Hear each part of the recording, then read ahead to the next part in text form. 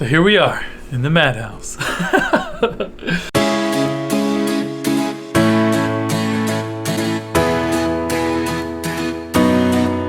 So yeah, this is my little office. I finally have it like mostly built out. You know, we took everything from the Granby Street office and moved it back to here just for the time in COVID while we don't, you know, everything's uncertain and no one wants to come meet you in person anyway. So I figured I'd really upgrade my home office and get that same that creative zen that I created in the other office. So, you know, I can talk about that a little bit.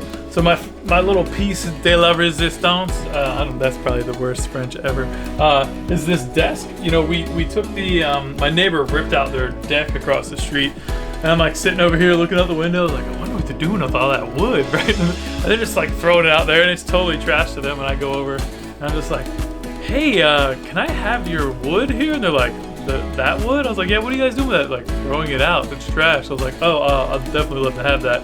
So anyways, long story short, I took that, ran down to my buddy's house on the street, and we made this amazing desk that's basically all repurposed pieces of from that deck. And then, you know, I got some like frames from an old bed frame. We painted them black and made it really cool. So I like to think this is nearing Restoration Hardware. But it's not too. I've had people say that when they see it in person. It's really dope. So got my little, you know, extensive stand-up desk here that's amazing.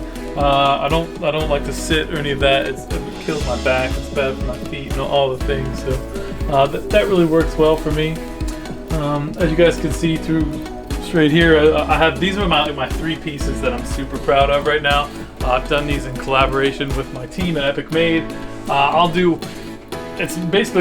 start a random idea that I get inspired with, and then I'll start building out something really cool from there, be it, you know, a picture of me or my wife or whatever, and I have a few others that I'm working on. But these I posted right next to me so that like I can keep looking over and just like getting inspired, and, you know, how do I do the next best thing every time I do a little passion project. So, another cool thing here we have is all the paintings on the ceiling. They are like absolutely amazing. So when my father passed away in 2016, I had, you know, just tons of these paintings. I literally have, I think, 20 that are, you know, monstrously 6 foot by 4 foot or 8 foot, you know, big ass paintings. So I didn't have anywhere to put them. There's literally 2 or 3 in every room of my whole house. So we was like, put them on the ceiling. So my wife just told me to put them on the ceiling. So here we are. they're just like it's like this like creative energy just like washing over me all the time. It's really beautiful and I love it. And I just get to look up and get inspired, and I'll lay out on my little couch here and just like think about my dad. I love it. It's beautiful. So